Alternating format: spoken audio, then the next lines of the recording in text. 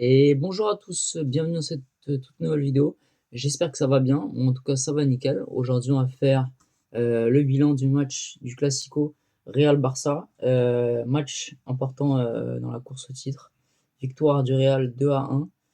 Ça leur permet donc d'avoir 5 points d'avance sur le Barça et donc de s'offrir une avance intéressante pour la Liga.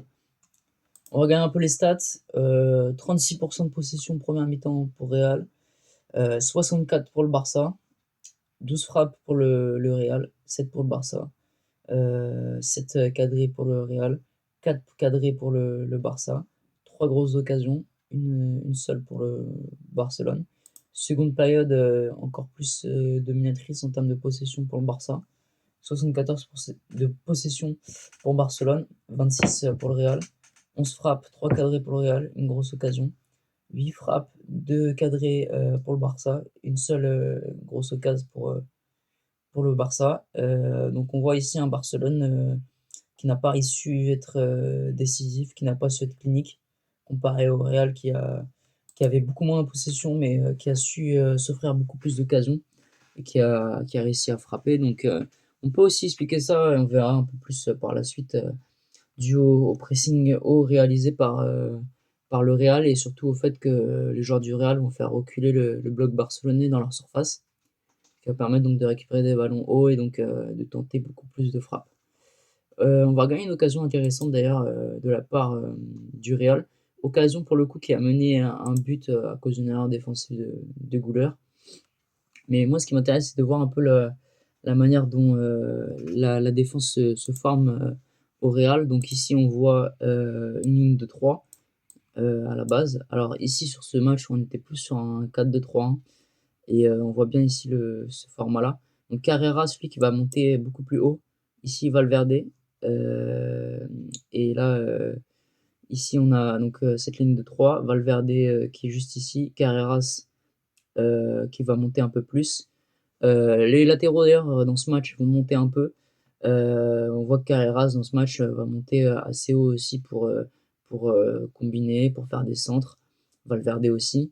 Donc par exemple sur une construction offensive, on va être plus sur une ligne de 2 derrière. Et ici on voit donc un double pivot, donc avec Arda Güler ici.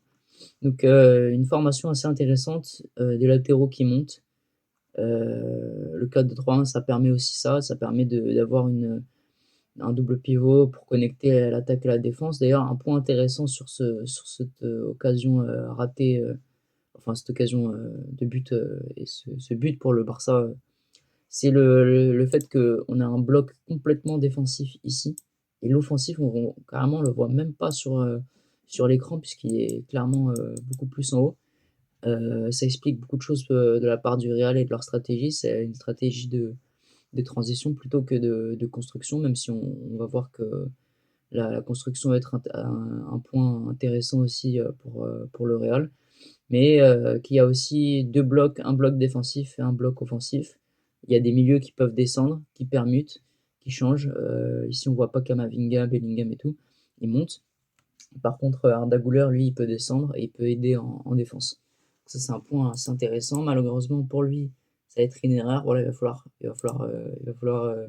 faire un contrôle poitrine qui va un peu rater et ça va être récupéré par les joueurs du Barça. Donc, égalisation du Barça. Ici, on voit le retour, pareil, euh, défensif. Euh, mais finalement, ça va mener quand même au but pour le Barça. Donc, stratégie intéressante en défense. Bon, malgré tout, c'est une erreur, voilà, bon, une erreur bête de contrôle qui a mené à ce but. Point intéressant aussi dans ce match, c'est le pressing réalisé par les joueurs du Real. Donc, sur le tout premier but, bon, un but hors jeu qui va être donc annulé pour le Real. On voit ici une occasion assez intéressante. Donc c'était, il me semble, je crois la 12e minute. Mbappé qui va complètement rater. D'ailleurs, voilà, on voit ici aussi un autre fait intéressant. Le retour ici, par contre, sur cet extrait-là, le retour défensif, une ligne de 4. une ligne de 3 ici, mais on voit bien que le reste des joueurs, est beaucoup plus haut. Pareil pour, faire une transition offensive, rapide, donc Mbappé va pas forcément descendre, Vini non plus et donc pour, ensuite, utiliser leur vitesse et donc contre-attaquer. Donc ici, ce qui va nous intéresser, voilà, c'est sur ce long ballon-là, donc cette séquence juste ici. Voilà, donc ici, on voit le pressing réalisé donc par le joueur du Real sur le défenseur, barcelonais.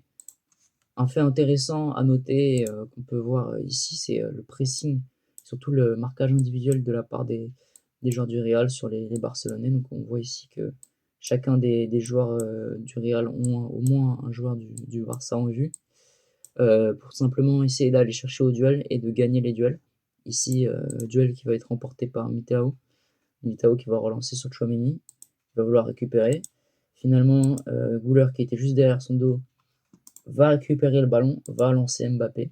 Mbappé qui d'ailleurs dans ce match va être surtout un joueur de profondeur qui va tout le temps aller chercher la profondeur, qui va tout le temps se placer, quitte à être hors jeu de nombreuses fois malheureusement pour lui.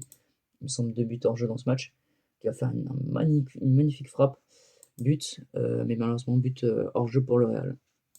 Donc un fait intéressant. Sur le premier but par contre d'Mbappé, on va le voir ici tout de suite, une combinaison intéressante entre Camavinga et Bellingham. Camavinga qui de base a un rôle plus axial, va ici dans ce match, va être à droite.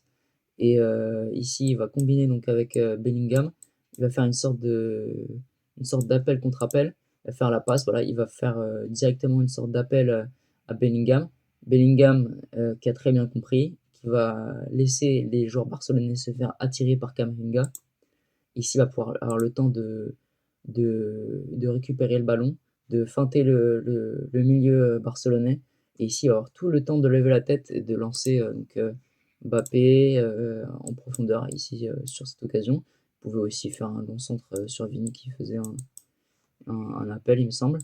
Il avait pas mal d'occasions et finalement il a décidé de lancer Mbappé. Très bon choix puisque ça a mené un but pour le Real.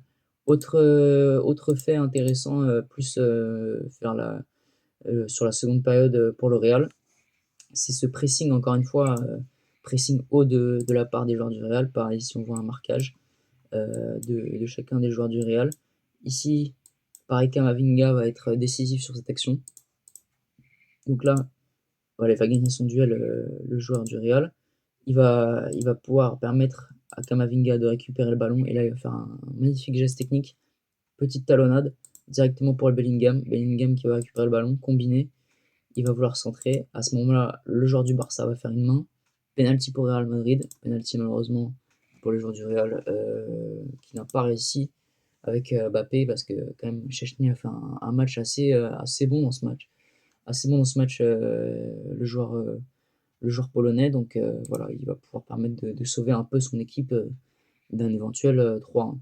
Donc voilà, victoire donc, du Real Madrid. Un match franchement très bien mené de la part des joueurs du Real. Pressing offensif très bien réalisé, pareil. Deux blocs qui vont pouvoir se connecter grâce au pivot, grâce au milieu. Camavinga qui va être à droite, qui va pouvoir donc plus récupérer des seconds ballons, qui va ensuite redistribuer plus dans l'axe grâce à Bellingham. Un match royal aussi de la part de Mbappé, qui va être clairement décisif pour son équipe dans ce match. 5 points pour le Real, vraiment très important dans la course au titre en Liga. C'est tout ce qui compte. Le Barça qui, je pense, donc a clairement eu du mal, notamment avec les blessures de Rafinha et Lewandowski. Un autre fait intéressant, bon, on n'a pas trop vu dans les résumés qui ont été publiés après, mais on pouvait observer dans le match, c'était l'utilisation de la part de Xabi Alonso intéressante de situations de 2 contre 1, notamment face à Yamal. Yamal, il pouvait tout simplement pas passer parce qu'il avait, notamment avec des duels avec Carreras, Güler et tout, ils l'ont pressé. Et, Lamine Yamal n'a même pas eu l'occasion d'essayer de dribbler, de faire des décalages avec la vitesse, etc. Et ça a été très bien mené par les joueurs de Madrid. Également, on peut observer que quand Yamal par exemple était sur une aile, le bloc se mettait sur l'autre aile. Pourquoi? Pour éviter tout simplement les centres et les passes de la part du Barça. Et ça va être très bien mené puisque Lamine Yamal va finalement assez peu toucher le ballon et va même pas pouvoir quasiment dribbler dans tout le match.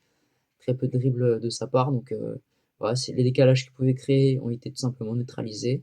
Et donc c'est très bien joué de la part des joueurs du Real et de Xabi Alonso. Donc voilà, un Real prometteur qui, comparé au match contre l'Atlético, a montré beaucoup plus de choses. Notamment, ça commence à être structuré en termes de pressing. Voilà, on voit que ils ont pas arrêté de faire reculer le Barça. Le Barça qui jouait en passe, qui faisait des passes, etc. Mais finalement, ça avait un peu à rien puisque les ballons étaient récupérés haut. Et ils ont vraiment voulu faire reculer Barcelone dans son propre camp et vraiment les piéger directement en mettant un peu plus de pressing à partir du moment où ils pouvaient commencer à les enfermer vers l'extérieur, donc vers la ligne de touche. Très bon match de Real, victoire méritée. Donc les 3 points, c'est le plus important pour les hommes de Xabi Alonso. Donc on se retrouve donc pour une prochaine vidéo. Donc le week-end prochain, on va faire une petite analyse. Je vais voir quel championnat. Je pense qu'on va regarder peut-être Ligue 1, Serie A, on verra. Et sur ce, je vous dis ciao.